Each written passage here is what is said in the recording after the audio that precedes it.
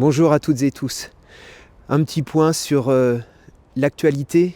Je peux évidemment pas tout aborder aujourd'hui, mais il y a une chose qui me fait réagir. Il y a quelques jours, Emmanuel Macron s'est rendu en visite à Clichy-sous-Bois et il s'y est rendu pour faire, une fois de plus, une opération de communication, une de ces opérations de com dont il a l'habitude. Il s'est rendu aux ateliers Médicis pour faire de grandes déclarations, de grands discours, comme d'habitude, sur l'égalité d'accès à la culture. Tout le monde doit pouvoir accéder à la culture, et blablabla, et blablabla. Il y a la communication, et puis il y a la réalité de la politique d'Emmanuel Macron et de son gouvernement, de son tout nouveau gouvernement dans la continuité du gouvernement d'Elisabeth Borne. La réalité de sa politique, elle est résumée dans ce que disent des enfants à Emmanuel Macron lorsqu'il se rend à Clichy-sous-Bois. Peut-être avez-vous vu la vidéo qui a circulé sur les réseaux sociaux et où on voit des enfants s'adresser au président de la République et lui dire « Monsieur le Président, Oui. est-ce que vous pouvez nous dire, en fait, ça fait 2 mois, notre maîtresse, elle n'est pas là. » Eh bien voilà, ça c'est un des effets, c'est le bilan de la politique d'Emmanuel Macron, quoi qu'en dise par ailleurs sa toute nouvelle ministre de l'Éducation nationale qui a choisi quant à elle de mettre ses enfants dans un établissement privé hors de prix. Parce qu'il y a l'éducation pour une toute petite élite, celle qui est au pouvoir, et puis il y a la réalité qui s'impose à l'immense majorité de la population. L'immense majorité de la population qui en ce moment même souffre des ravages de l'inflation quand tous les salaires sont bloqués et quand la précarité explose absolument partout, ainsi que la pauvreté d'ailleurs. La réalité de sa politique, je poursuis, c'est aussi qu'en ce moment même, par ces temps de grand froid, dans un département comme la Seine-Saint-Denis, où j'ai l'honneur d'être élu député, eh bien, dans ce département, comme dans tous les départements d'ailleurs, les places d'hébergement d'urgence manquent cruellement, laissant des centaines et des centaines, ils sont d'ailleurs des milliers dans le département de la Seine-Saint-Denis, à dormir à la rue, à dormir dehors. Des centaines d'enfants dorment à la rue. Alors certes, des efforts sont faits, notamment par les collectivités locales, notamment par les mairies, qui ouvrent des gymnases, par exemple, et je salue les efforts qui sont faits en ce sens, mais malheureusement, ils sont insuffisants. Et ça, encore une fois, il faut le dire, il faut le dénoncer, c'est le bilan de la politique de ce gouvernement, c'est sa politique qui conduit à cette situation. Parce que je n'oublie pas en particulier que ce même gouvernement a fermé en masse des places d'hébergement d'urgence, que c'est le même qui refuse de réquisitionner les logements vides alors qu'il y en a tant, notamment à Paris, et que c'est le même qui laisse perdurer une situation où il manque dans ce pays 1 million, je dis bien 1 million de logements sociaux. On commence une nouvelle année, un tout nouveau gouvernement a été nommé, Gabriel Attal a été désigné Premier ministre par le Président de la République. On sait dans quelles conditions. Il accède au pouvoir, il devient Premier ministre parce que sa prédécesseur, Elisabeth Borne, était tout simplement carbonisée. Après 1 an et demi d'exercice du pouvoir, d'un pouvoir minoritaire, de plus en plus isolé et de plus en plus rejeté.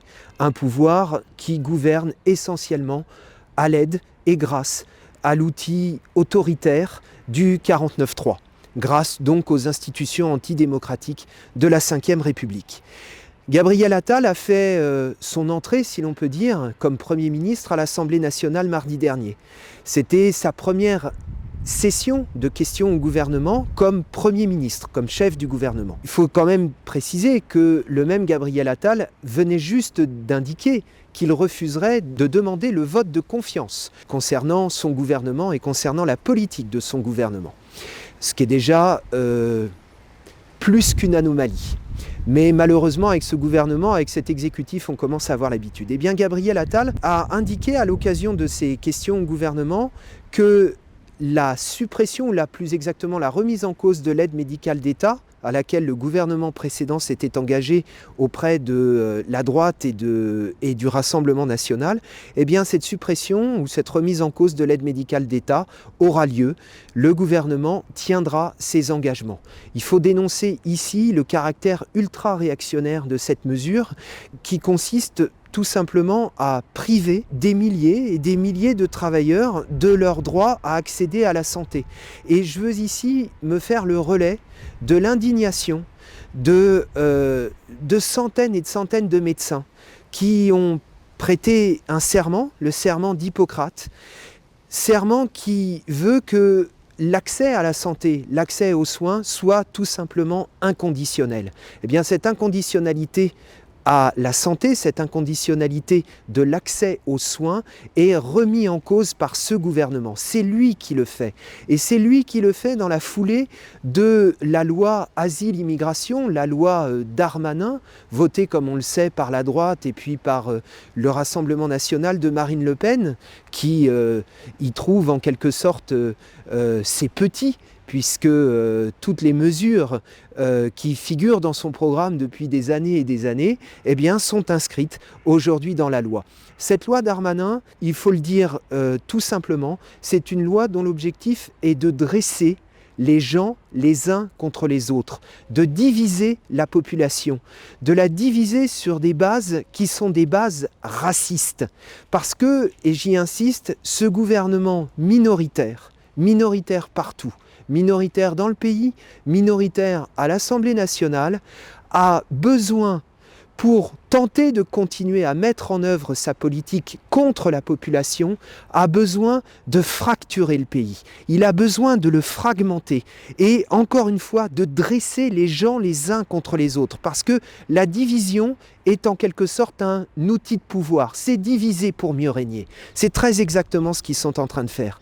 Et quelques heures après cette séance de questions au gouvernement, le président de la République tenait une conférence de presse. Dans cette conférence de presse, il a annoncé beaucoup de choses. Il a surtout annoncé qu'il entendait bien continuer sa politique. Et parmi toutes les mesures qu'il a annoncées, et je n'ai pas le temps de toutes les passer en revue, eh bien, il dit qu'il ne voit aucun problème, aucun inconvénient à ce que l'accès aux prestations sociales ne soit plus inconditionnel. Or, l'inconditionnalité de l'accès aux prestations sociales est un principe fondamental. C'est l'un des principes fondateurs et fondamentaux de la sécurité sociale, qui est la principale conquête de la classe ouvrière dans ce pays.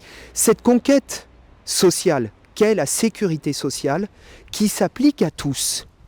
Eh bien, cette conquête sociale, elle est un des ciments de l'unité de ce pays, de l'unité de toute la population de ce pays. En remettant en cause l'inconditionnalité de l'accès aux prestations sociales, on divise la population et encore une fois, on dresse les gens les uns contre les autres.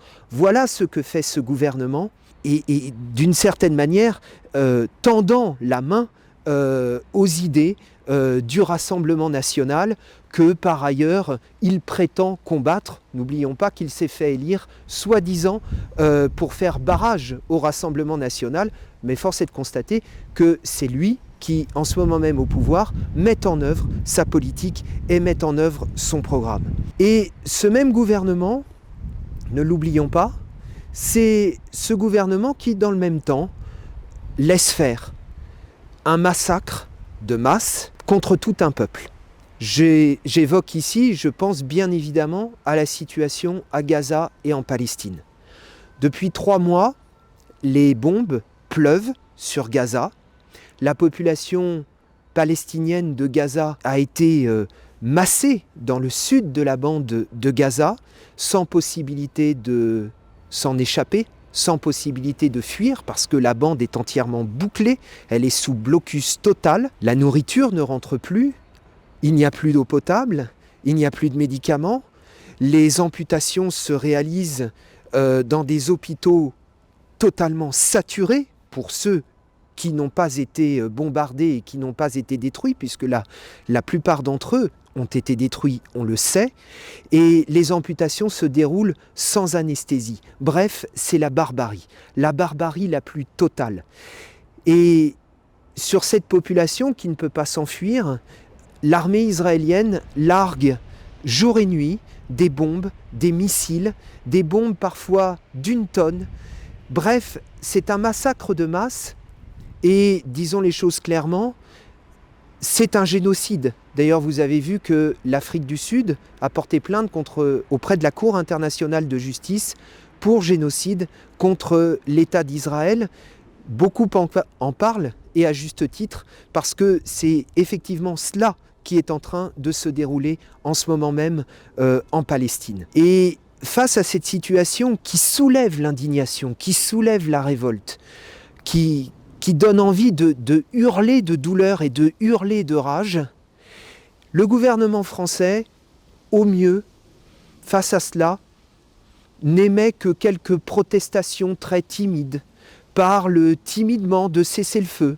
Alors, il vaut mieux parler de cessez-le-feu que, comme il le faisait au point de départ, de soutien inconditionnel à l'État d'Israël. Bien évidemment, tout ce qui est pris d'une certaine manière est bon à prendre, mais n'oublions pas quand même que dans le même temps, le gouvernement français continue à livrer des munitions et à livrer des armes à l'État d'Israël. Alors, bien évidemment, pour ce qui est de nous, pour ce qui est de la France insoumise, cette situation, elle est absolument inacceptable. Et vous avez peut-être constaté que l'acharnement que l'on met à combattre la politique de ce gouvernement, la politique de cet exécutif nouveau, une campagne de diffamation, une campagne d'injures qui peut aller jusqu'à des menaces physiques. Certains de mes collègues de la France Insoumise sont menacés quasi quotidiennement sur les réseaux sociaux. En tout état de cause, quel que soit l'acharnement contre nous, une chose est sûre, nous allons continuer à dire clairement et fermement que nous n'acceptons pas la loi Darmanin. Aujourd'hui avait lieu à Paris une manifestation contre cette loi Darmanin. Il y a une semaine, nous avons manifesté également pour le retrait pur et simple de cette loi Darmanin.